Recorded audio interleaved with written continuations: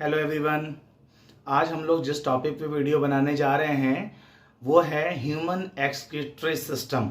Okay, it is the most important topic for the ICSE students, even those who are preparing for the TGT examination, so it will be more helpful.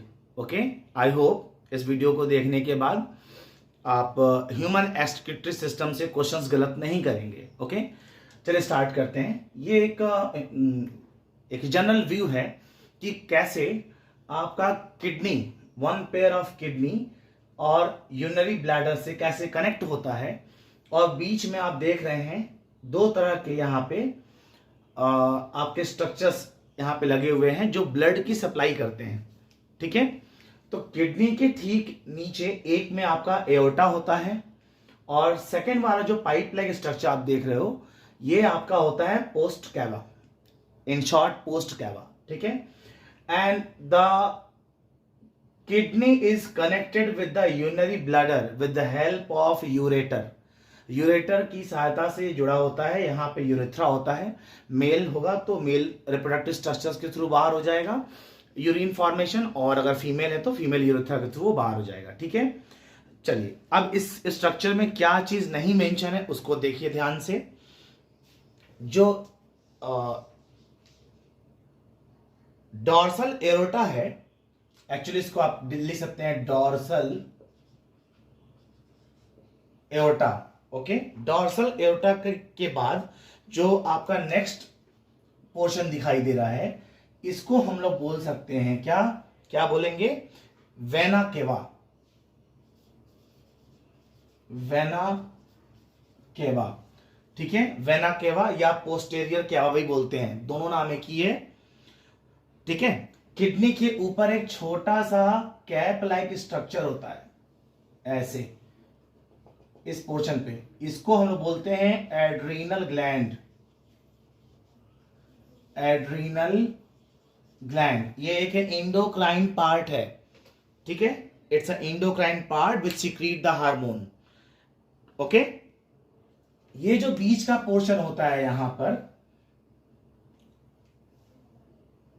इतने दूर, इसको बोलते हैं renal pelvis.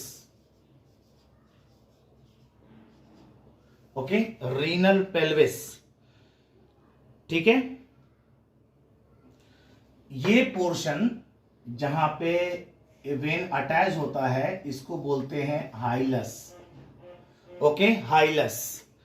तो अगर हम लोग इसका सेक्शन काट के देखें, ये तो एक जनरल व्यू है, अगर हम लोग इसका सेक्शन कट करके देखेंगे तो बेसिकली हम लोगों को क्या मिलेगा, it's a kidney structure, bean shaped structure, double membrane. कैसा होता है ये, डबल मेम्ब्रेन होगा ये। Okay, and here the two type of pipelines blood supply move from these structure। ठीक है, और बीच में यहां पर छोटे छोटे आप देखेंगे इस तरीके के स्ट्रक्चर्स लगे होते हैं।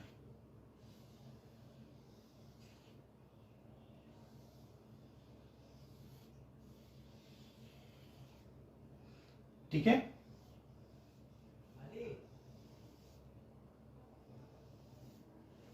ठीक है, इस तरीके का आपका यहां पे मेन सप्लाई होता है। तो ये जो मेन सप्लाई है इसको हम लोग रीनल वेन कहते हैं। ठीक है, क्या बोलेंगे, रीनल वेल बोलेंगे। और यहां जो ऊपर की जो सप्लाई होती है ये होती है रीनल आर्टरी। रीनल आर्टरी, ठीक है, और यहां का जो रीजन है इसको बोलेंगे renal pelvis. Clear, it's a renal pelvis. ठीक है, ये जो नीचे जो पोर्शन आप देख रहे हो आ रहा है इसको बोलेंगे यूरेटर। क्या बोलेंगे, यूरेटर।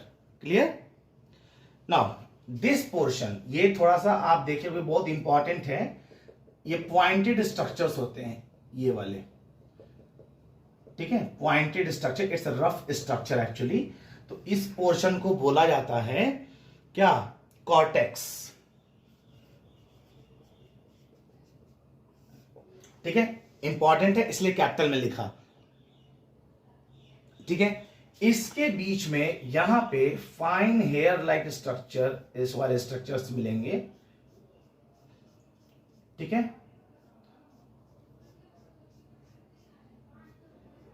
इस स्ट्रक्चर्स को हम बोलते हैं क्या, दैट इज द मेडुला।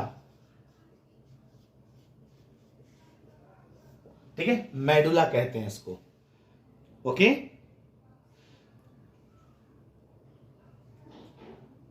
ठीक है, ये हमारा हो गया मेडुला। मेडुला को यहां तक ले चलो, मेडुला। और ये जो बीच के स्ट्रक्चर्स दिखाई दे रहे हैं इसको बोलेंगे पिरामिड। जो ऐसे फाइबर लाइक स्ट्रक्चर आपको दिख रहा है that is the pyramid. Okay, तो क्या क्या पोर्शन हो गया भाई। अच्छा, आउटर जो लेयर है इसको बोलेंगे रीनल कैप्सूल। ठीक है, रीनल कैप्सूल। तो आउटर मोस्ट लेयर किडनी का जो होता है उसको रीनल कैप्सूल कहते हैं। उसके बाद आपको डॉटेड अपीयरेंस दिखाई देगा जिसको हम लोग कॉर्टेक्स कहते हैं। उसके बाद एक आपको पिरामिड वाला स्ट्रक्चर्स दिखाई देगा। उसके बाद का जो स्ट्रक्चर उसको मेडुला कहेंगे। ठीक है, उसके बाद आपका renal pelvis, ureter, renal vein और रीनल आर्टरी अटैच्ड होता है। ठीक है, this is the internal part of the kidney, we can say the LS of kidney, a longitudinal section of kidney है ना, किसका, ह्यूमन का, क्लियर। ये ह्यूमन का हमारा स्ट्रक्चर हो गया, क्लियर। चलो, सो each kidney is about 10 centimeter long and 6 centimeter wide, even 3 to 4 centimeter thick. Okay, it's a kidney bean shaped structure, and outer margin of the kidney is convex. Okay, and the inner margin is concave. ठीक है, concave होता है। In the middle of the inner concavity there is present a notch which is known as hilus. क्या बोलते हैं उसको, हाइलस। इस portion को यहां पे एक छोटा सा नॉच होता है, NOTCH नॉच होता है, उसको हम लोग हाइलस कहते हैं। क्लियर, ये भी एग्जामिनेशन में पूछा जाता है, हाइलस या हाइलम कहते हैं। Okay, actually it leads to a space called renal sinus. What is the main function of the hilus? It leads to a space called renal sinus. Okay? तो अब इसका मेन फंक्शन क्या है, इसका एक अदर फंक्शन ये है, जितने भी हमारे renal pelvis, aorta, posterior vena cava, जितने भी यहां से वेन्स और आर्टरीज निकल रहे हैं, इन सबका कनेक्शन इसी हाइलस से होता है। ओके, तो this is the important part. Now you can see the internal structure of the kidney. अगर आप यहां पे देखोगे तो व्हाइट फाइब्रस टिश्यू होता है बाहर, externally, which is known as capsule. ये व्हाइट फाइब्रस टिश्यू है। कैप्सूल कैसा है, white fibrous tissue, white fibrous tissue. Okay, yes, and it is called the renal capsule. Renal word is basically used for the kidney. ठीक है, so in each kidney about 1.25 कितना, 1.25 million highly coiled tubes are present which is known as nephron. क्या बोलते हैं, uriniferous tubule, uriniferous tubule, और इसी को हम लोग नेफ्रॉन कहते हैं। ठीक है, नेफ्रॉन। जैसे घर बनाते टाइम पे बॉडी में घर बनाते टाइम पे, जो दीवार बनाते टाइम पे सबसे बेसिक स्ट्रक्चर जो नीड होती है वो ब्रिक्स होती है, ईंट होती है। ठीक वैसे ही इस पूरे किडनी के स्ट्रक्चर्स में जो सबसे बेसिक स्ट्रक्चर है उसको हम लोग यूनिफेरस ट्यूब्यूल या फिर नेफ्रॉन कहते हैं।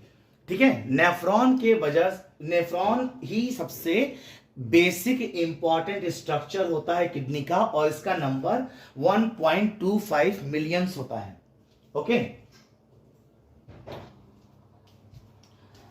ठीक है, ये एग्जामिनेशन में क्वेश्चन पूछा आता है, इसका नंबर कितना होता है। ठीक है, now next important function. So nephrons are the structural and functional unit of the kidney. Okay, अच्छा अब देखो यहां पे एक टर्म पूछा जाएगा जिसका नाम है कलेक्टिंग ट्यूब्यूल्स। क्या नाम है?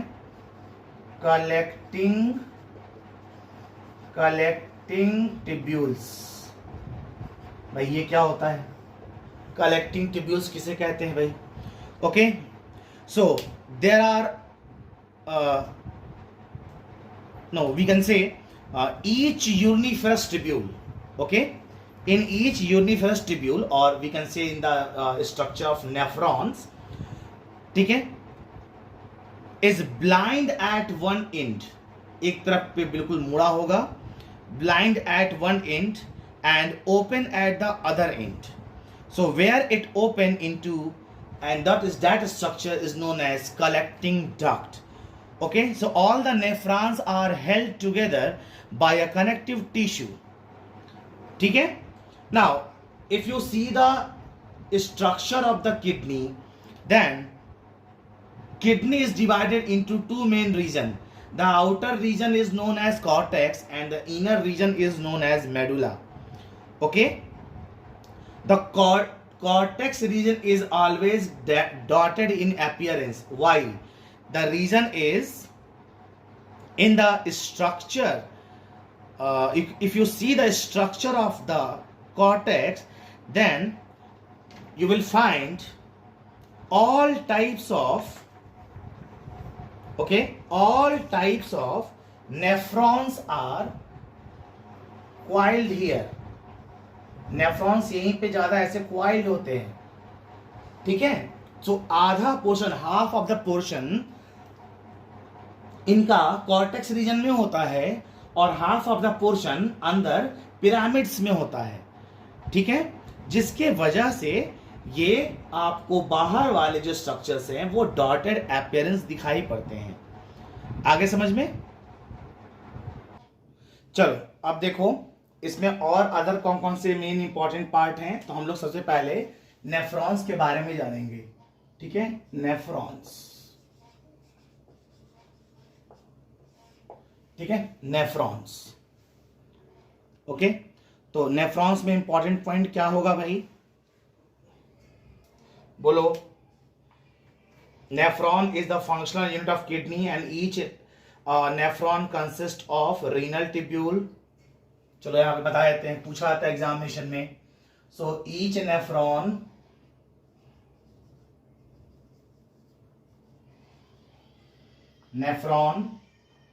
consist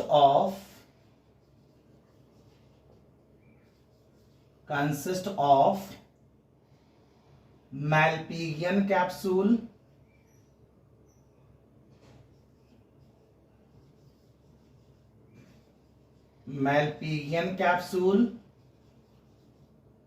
इसी का दूसरा नाम है रीनल ट्यूब्यूल।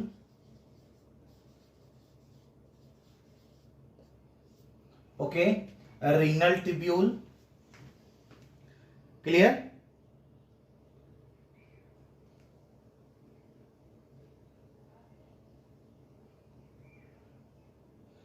ठीक है, अब दूसरा है नेफ्रिक ट्यूब्यूल।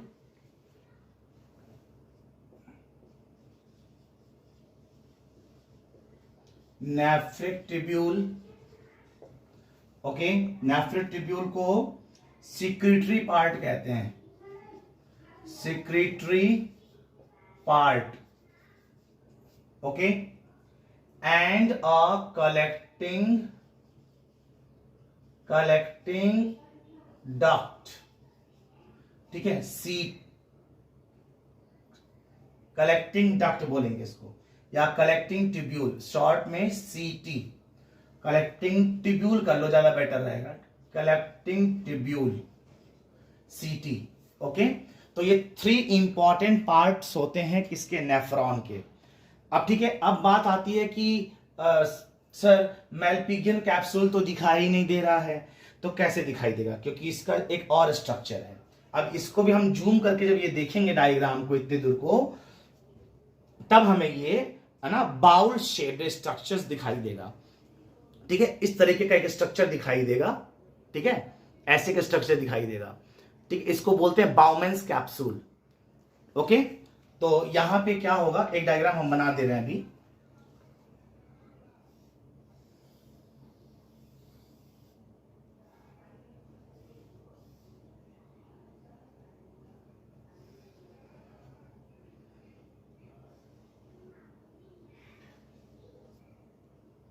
ओके, ऐसा एक स्ट्रक्चर्स होता है। ठीक है, अब इसमें ढेर सारे क्या होंगे ना, ट्यूब नेटवर्क लाइक स्ट्रक्चर यहां पे मिलेंगे, ऐसे एक जाली की तरह से, जाल की तरह से यहां पे स्ट्रक्चर्स कनेक्टेड होते हैं। ठीक है, अब यहां का जो डायमीटर है वो ज्यादा होता है और यहां का जो डायमीटर है वो कम होता है। ओके, और यहां से ब्लड फिल्टर होके नीचे की तरफ चला जाएगा। आ रहा समझ में? यस। तो इस कप लाइक स्ट्रक्चर्स को, इसको हम बोलते हैं Bowman's capsule. Bowman's capsule, clear? Bowman's capsule. Okay, उसके बाद थोड़ा सा ध्यान देना, यहां से जो ब्लड सप्लाई आ रही है इधर से इधर किडनी में, इसका डायमीटर ज्यादा है क्योंकि ब्लड को अंदर आने के लिए फोर्स ज्यादा चाहिए। ठीक है, तो इसको बोलते हैं afferent, afferent arteriole, afferent arteriole. और जिधर से ब्लड फिर फिल्टर होके वापस जाएगा, इधर जाएगा, इसको ईफ्रेंट।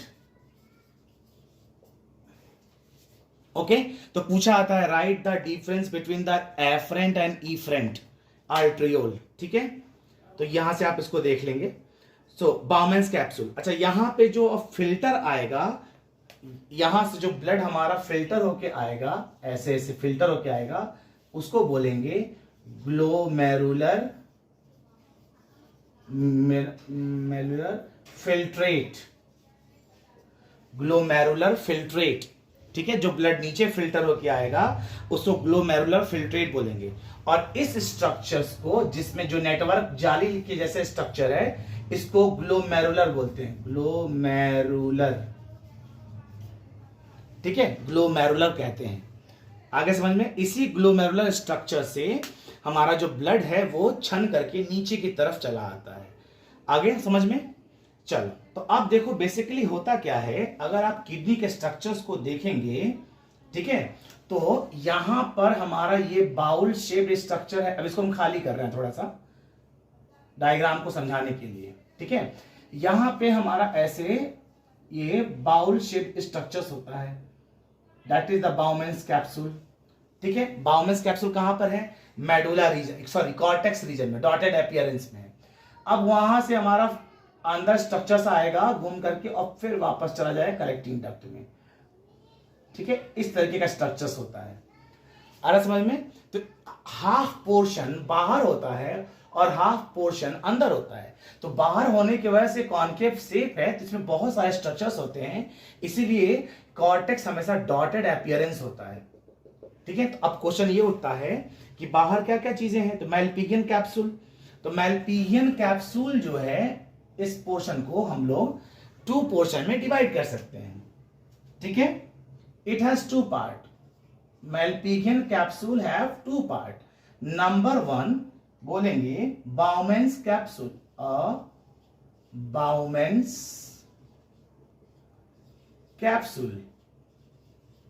ओके, और जो दूसरा है, सेकंड है, वो है आपका ग्लोमेरुलस, ग्लोमेरुलस। मैरुलस, ठीक है, ग्लोमेरुलस। आगे समझ में? ये दो हमारे स्ट्रक्चर्स होते हैं, ये दोनों स्ट्रक्चर्स मिल करके क्या बना देंगे, हमारा मैलपिघन कैप्सूल या रीनल ट्यूब्यूल। ओके, अब मान लो एग्जामिनेशन में क्वेश्चन आ गया, what is the main function of glomerulus capsule या फिर बाउमन्स कैप्सूल, तब क्या मेंशन करोगे? तो चलिए अब हम देखते हैं बाउमन्स कैप्सूल्स के बारे में।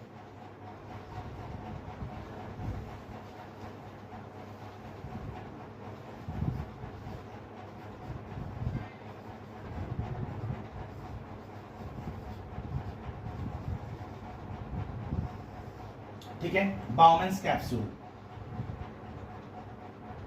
सबसे इंपॉर्टेंट कमेंट ये है कि ये लाइंड होते हैं किसके through, lined by thin semi permeable membrane, semi permeable membrane. Okay, thin semi permeable, actually इसको मेम्ब्रेन ना करके स्क्वैमस इपिथेलियम लिखो,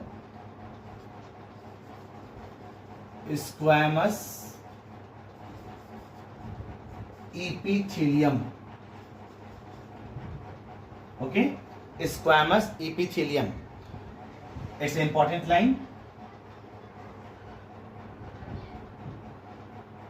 सेकेंड, आउटर बाउमन्स कैप्सूल में जो आउटर लेयर था, outer concavity of Bowman's capsule, BC लिख दे रहे हैं, Bowman's capsule contain not like mass, not like mass of blood capillaries, blood capillaries, इसी को क्या कहा जाता है, ग्लोमेरुलस, LUS, ग्लोमेरुलस। ठीक है, इसको ग्लोमेरुलस कहते हैं। ओके ओके, अब देखो ग्लोमेरुलस, अगेन यहां पे अब आ गया, फिर से हम एक बार स्ट्रक्चर बना देते हैं। ठीक है, ऐसे सपोज करो स्ट्रक्चर है, ठीक है, तो यहां से ब्लड सेल्स हमारा अंदर जाएगा, तो यहां की जो थिकनेस होती है वो ज्यादा होती है और यहां की थिकनेस कम होगी। जहां से ब्लड अंदर आएगा तो ठीक है, तो पहले अल्फाबेट में ए आता है, तो ए से याद रखना एफरेंट, ठीक है, एफरेंट, और बाद में ई आता है तो बोलेंगे ईफ्रेंट। तो ब्लड आएगा एफरेंट के थ्रू और वापस जाएगा कहां, ईफ्रेंट के थ्रू। ठीक है, बीच में हमारे यहाँ पे नेटवर्क लाइक स्ट्रक्चर्स है जिसको ग्लोमेरुलस कहेंगे, और इस पोर्शन को हम लोग क्या कहते हैं, बाउमन्स कैप्सूल कहते हैं। क्लियर, इसको बाउमन्स कैप्सूल कहते हैं। आगे समझ में, यहां पर जो फिल्ट्रेट आएगा नीचे की तरफ छन करके, है ना, उसको ग्लोमेरुलर फिल्ट्रेट कहेंगे। Clear, okay, now we can say afferent arteriole enter the Bowman's capsule and divide into the bunch of 50 capillaries। यहाँ पे बहुत से पतले पतले 50 कैपिलरीज वाले स्ट्रक्चर्स होते हैं जिसको कि हम लोग ग्लोमेरुलस कहते हैं। ठीक है, आगे समझ में। Now next point, next important point is the uriniferous tubules, about the uriniferous tubule. ठीक है, ये पूछा जाएगा नेफ्रॉन में, अगेन नेफ्रिक ट्यूब्यूल या uriniferous tubule, uriniferous tubule. Okay, बहुत इंपॉर्टेंट है ये यूरिनिफेरस ट्यूब्यूल। अब इसमें क्या क्या होता है भाई, तो ये एक लॉन्ग क्वाइल्ड ट्यूब्यूल होता है। कैसा होता है भाई, लॉन्ग क्वाइल्ड ट्यूब्यूल होता है ये। ठीक है, लॉन्ग क्वाइल्ड ट्यूब्यूल होता है ये। Okay, and can be divided into 3 main regions. अब वो रीजन्स क्या क्या है भाई, तो थोड़ा सा समझ लो। जैसे मान लो यहाँ पे हमारा बाउमेंस कैप्सूल है, ठीक है, तो बाउमेंस कैप्सूल के बाद जो इफरेंट है, यहीं से स्ट्रक्चर्स नीचे की तरफ आएगा, आने के बाद यहाँ पे और यहाँ पतला हो जाएगा, फिर नीचे आएगा, एक लूप बनता है, ठीक है,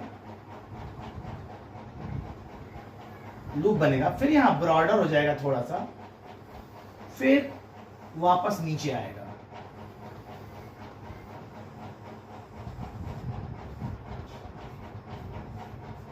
आगे समझ में, इस तरीके का यहां पे स्ट्रक्चर्स होता है, ठीक है। ऐसा स्ट्रक्चर होता है। एक्चुअली ये पूरा का पूरा जो स्ट्रक्चर है वो 1 नेफ्रॉन का स्ट्रक्चर है, ठीक है, तो 1 नेफ्रॉन का स्ट्रक्चर है। ओके, अब देखो इसमें फर्स्ट रीजन क्या है कि हाफ ऑफ द रीजन, यहां तक का जो रीजन है, यानी कि इसके ऊपर वाला जो रीजन है, ठीक है, अगर आपने किडनी का स्ट्रक्चर देखा होगा ध्यान से, तो हमने कुछ ऐसा स्ट्रक्चर बनाया था,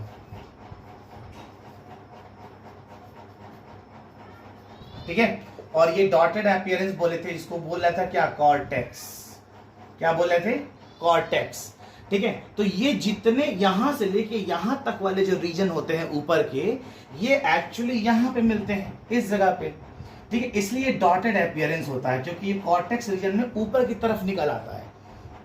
ओके, जैसे मान लीजिए हमारा ये स्किन है, ये हमारा पिरामिड्स है, एक एक सेल्स पिरामिड है। अब पिरामिड्स के बीच में अगर पतला सा नेफ्रॉन अगर बाहर आएगा, ठीक है, थोड़ा भी नेफ्रॉन बाहर आएगा, तो हमारा ये सरफेस है वो रफ हो जाएगा। तो रफ होने के वजह से ये कैसा दिखेगा, पॉइंटेड दिखेगा, यहाँ पॉइंट्स दिखेंगे, ठीक है। फिर अगर इसको हम ओपन करके फिर दूसरा स्ट्रक्चर्स देखेंगे, तो फिर यहाँ भी पॉइंटेड दिखेंगे। तो ये पॉइंटेड अपीयरेंस इसीलिए होते हैं क्योंकि ये जो पोर्शन है ये हमारा किडनी में बाहर की तरफ मिलता है, यहाँ की तरफ मिलता है। ओके, और जो नीचे का जो पोर्शन है ये आउटर मेडुला का पोर्शन है, ये हमारा कॉर्टेक्स रीजन है। यहां से लेके यहां तक का जो रीजन है that is the cortex region. Clear.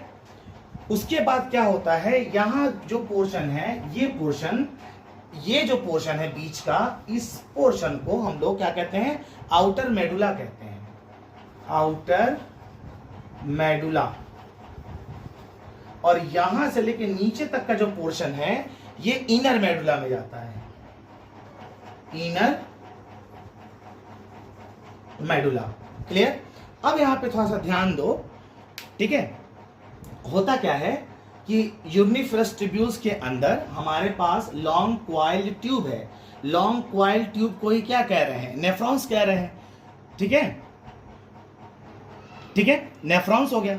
तो अब नेफ्रॉन्स के साथ साथ 3 मेजर रीजन्स क्या क्या है भाई, 3 मेजर रीजन, 3 मेजर रीजन्स क्या क्या है भाई। Number 1 PCT, okay, proximal convoluted tubule, proximal convoluted tubule which is known as PCT, ठीक है। ये जो रीजन हमारा है यहां से लेके यहां तक वाला रीजन, ठीक है, इसको बोलेंगे पीसीटी, पीसीटी कहते हैं इसको।